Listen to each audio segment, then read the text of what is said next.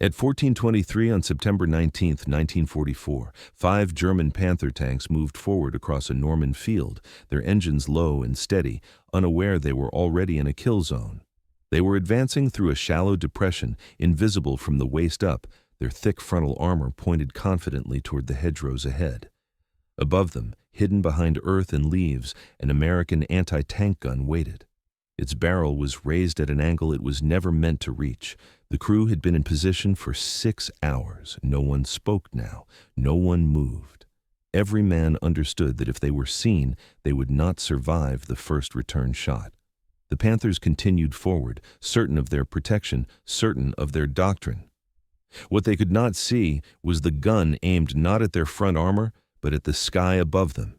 If the next shot failed, the gun might tear itself apart. If they waited any longer, the crew would be dead.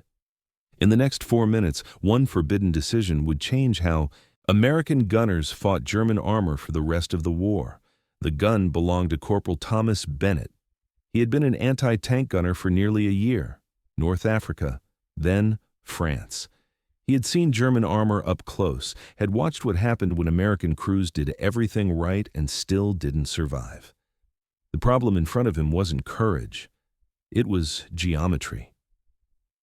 Bennett's M5 3-inch anti-tank gun sat 12 feet above the field, dug into a hedgerow that overlooked a shallow basin. The Panthers were moving through that basin now, another 8 feet lower than the surrounding ground. From Bennett's position, they were partially hidden, their thick frontal armor angled downward, their thinner upper surfaces just out of reach. The gunnery manual was clear. The M5 was designed to fire at targets on level ground or slightly above it. Maximum elevation, 15 degrees. Anything higher risked catastrophic stress on the recoil system. Springs could snap, the mount could crack. One bad shot could turn the gun into scrap metal. Doctrine said the solution was simple. Wait. Wait for the tanks to climb out of the depression. Wait until the range closed. Wait for the proper angle. Standing behind Bennett was Second Lieutenant James Walsh, 24 years old, 8 weeks in combat. Walsh had read the manual. He trusted it. He told Bennett to hold fire. Bennett did not argue. He kept his eye on the field. Because he knew what waiting meant. If the Panthers came closer, they would see the muzzle flash. They would identify the position. And when a Panther fired back, it rarely missed. The manual assumed time. The terrain offered none. What Bennett was facing was a situation the book had never been written for. Waiting had a cost. Bennett had learned that lesson the hard way. The German Panther was not the heaviest tank on the battlefield, but it was the most dangerous one American gunners faced in France. Its frontal armor was 80 millimeters thick, sloped at 55 degrees. That slope mattered. It meant incoming shells didn't just hit steel. They glanced, deflected, lost energy before they could penetrate. On paper, Bennett's 3-inch gun could kill a Panther from the front. In reality, it usually meant letting the tank come dangerously close, 500 yards, sometimes less. At that distance, the Panther's 75mm gun had every advantage. German optics were excellent. Their gunners were well trained. If they saw a muzzle flash, an American crew had seconds, sometimes less, before a shell came back. Bennett had seen it happen. In North Africa, his battalion lost 14 anti-tank guns in 3 weeks. Most were destroyed after firing once or twice. The crews died with them. In France, it wasn't any better. Gun crews waited for the textbook shot, fired when doctrine told them to fire, and still didn't live long enough to reload.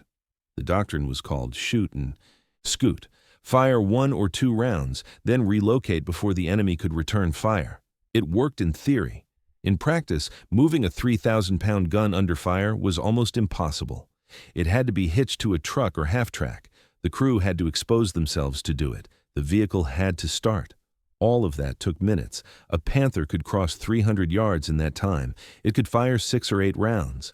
Bennett's position offered no escape route. The hedgerows were tight. The roads were narrow. The gun was dug in. If they fired and the Panthers survived, the crew would die where they stood. That was the part the manual didn't include. The book assumed open ground. It assumed time. It assumed a second chance.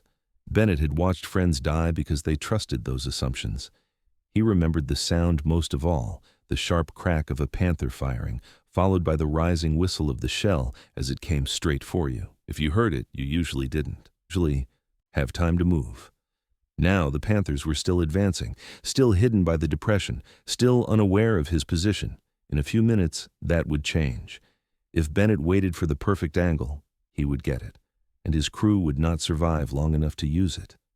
Bennett had done the math hours ago. Distance, elevation, time of flight. He had recalculated it again and again while the Panthers maneuvered in the field below. The depression they were moving through would keep them hidden for only a few more minutes. After that, they would rise into full view, close enough to see everything. Lieutenant Walsh was still behind him, still urging patience. Wait for the proper angle. Wait for doctrine to catch up with the situation. Bennett didn't respond. He reached for the elevation wheel and began to turn it. The barrel rose past 10 degrees, past 15, past the red line every gunner was taught never to cross. The movement felt wrong. The gun was not designed to sit like this. Metal creaked softly as weight shifted where it wasn't supposed to. He stopped at 32 degrees. The loader, a 20-year-old from Texas named Rodriguez, looked at the barrel and froze. He knew what it meant. Everyone did. At that elevation, the recoil forces would no longer travel cleanly back into the ground. They would drive upward, into the mount, into the springs, into parts never meant to take that kind of stress. One shot might be fine, two might not. Eventually, something would break. But if Bennett lowered the barrel and waited, the outcome was already certain. He thought of the crews he had seen destroyed after firing textbook shots. Men who had done everything right and still died because the Panther fired back first. He thought of how close those tanks had been when they finally fired, how little time there had been to react. Bennett made his choice.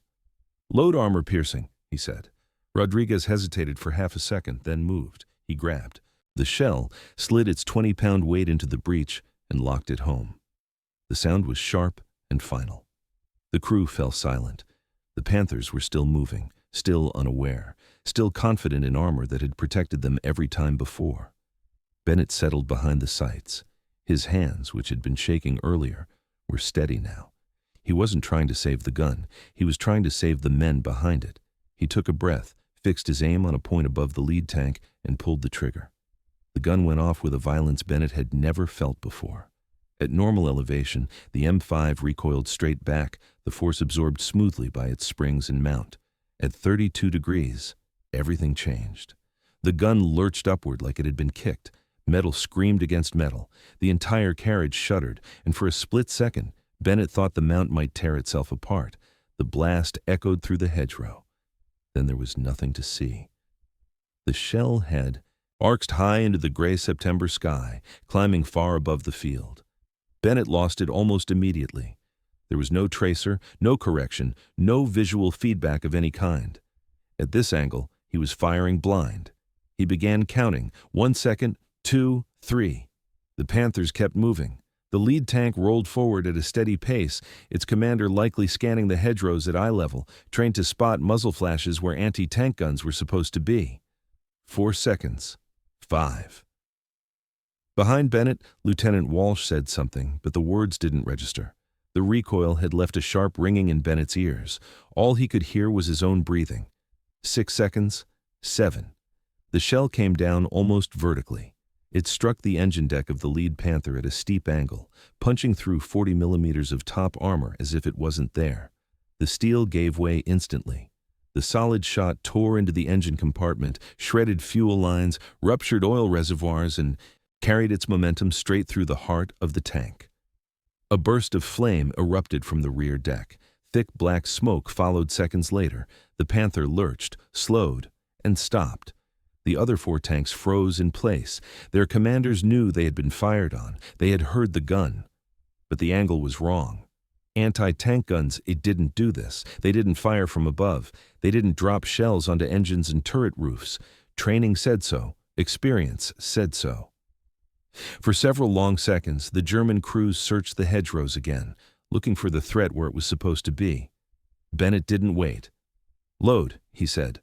Rodriguez was already moving. The gun had survived the first shot. The springs were groaning, overstressed but intact. The mount was still holding. Bennett knew what that meant. He might have one more chance.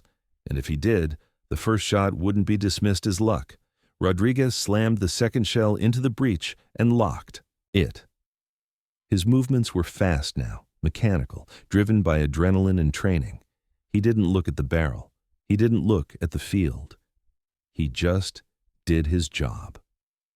The remaining Panthers were still motionless, their crews trying to understand what they had just seen.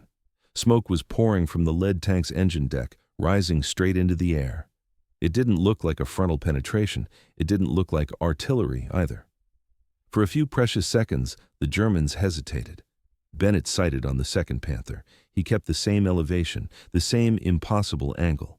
He adjusted slightly for distance, centered his aim on a point above the turret, and fired. The recoil was just as violent as before.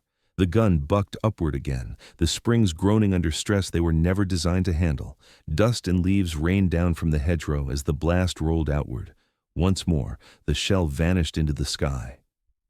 Bennett counted. This time the impact came sooner. The round came down onto the turret roof of the second Panther, the thinnest armor on the entire vehicle. 25 millimeters of steel, meant to stop shrapnel and airburst fragments, not a 3-inch armor-piercing shell falling almost straight down.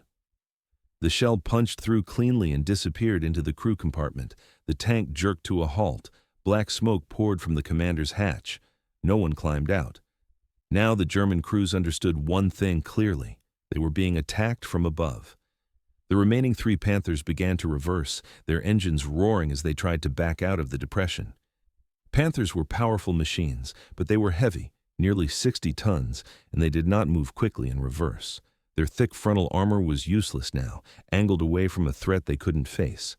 Bennett knew he had time for one more shot, maybe 2 if the gun held together. Rodriguez was already loading the 3rd round. His hands were shaking now, but he didn't slow down. He shoved the shell home, locked the breech, and stepped back. Bennett picked his target. The 3rd Panther was reversing unevenly, its driver struggling to maneuver in the confined ground. Bennett adjusted his aim slightly to lead the movement, compensating for the tank's slow retreat. He fired. The recoil felt different this time, sharper, harsher. The springs screamed as they compressed, driven far beyond their safe limits. Bennett felt the shock travel up through the mount and into the ground beneath him. The shell came down hard. It struck the Panther at the turret ring, the narrow band where turret met hull. The armor there was thicker than the roof, but it was a structural weak point. The shell didn't penetrate completely, but it didn't need to. The turret shuddered and locked in place.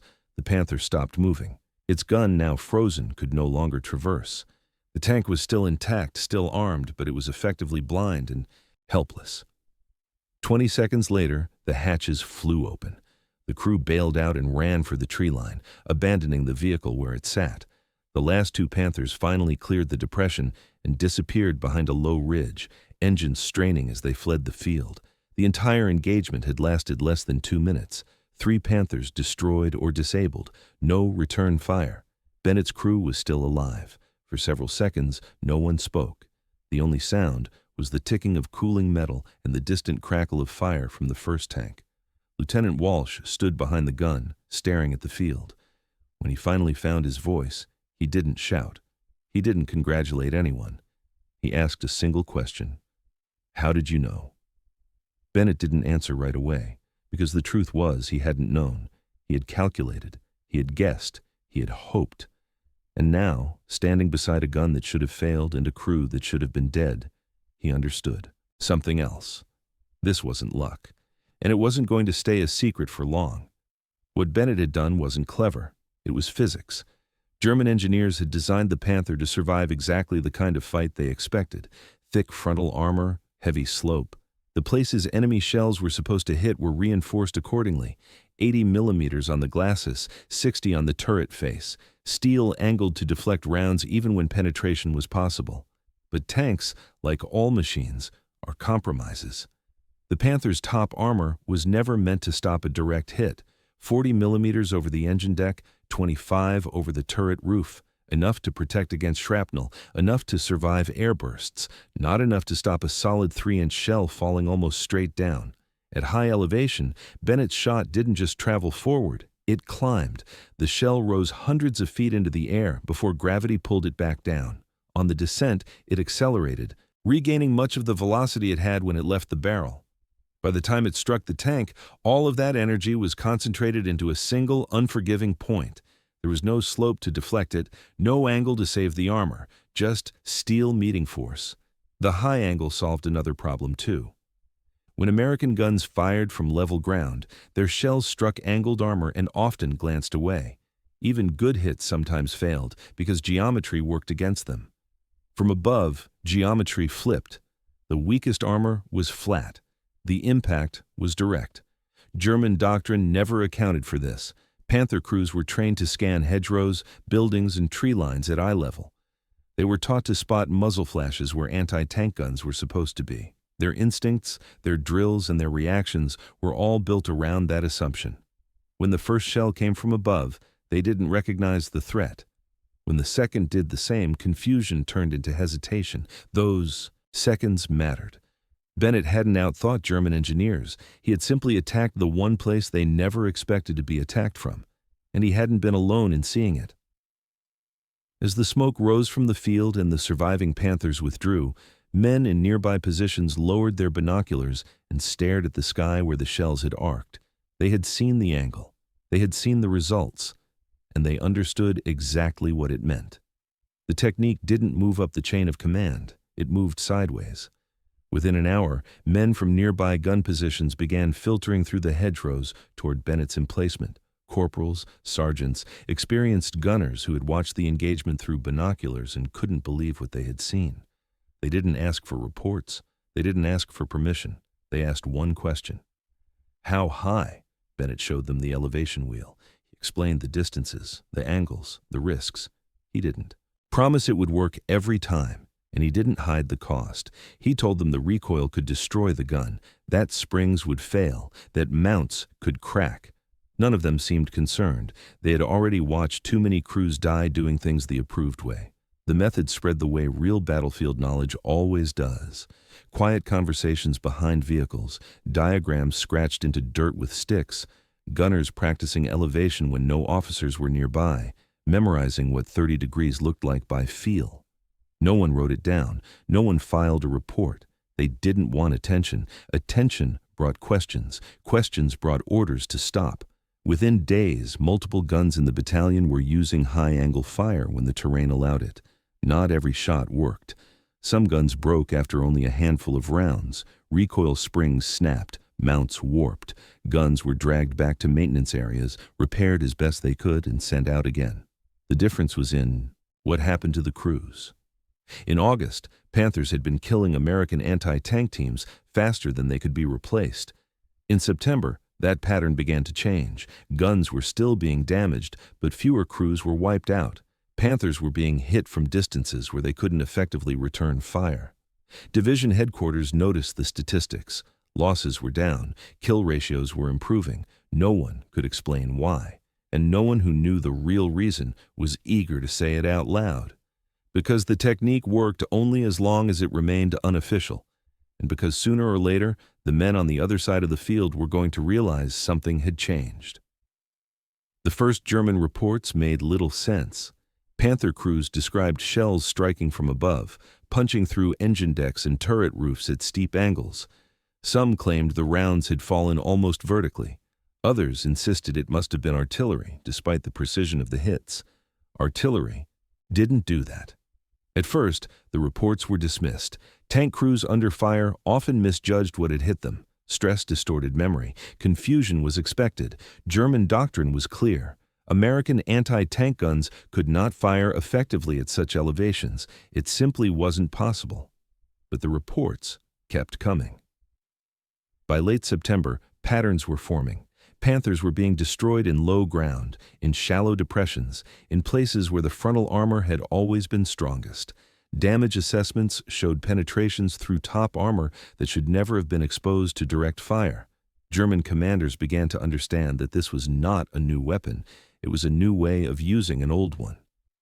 Orders went out quietly. Avoid low ground when possible. Keep moving. Do not linger in depressions overlooked by elevated terrain.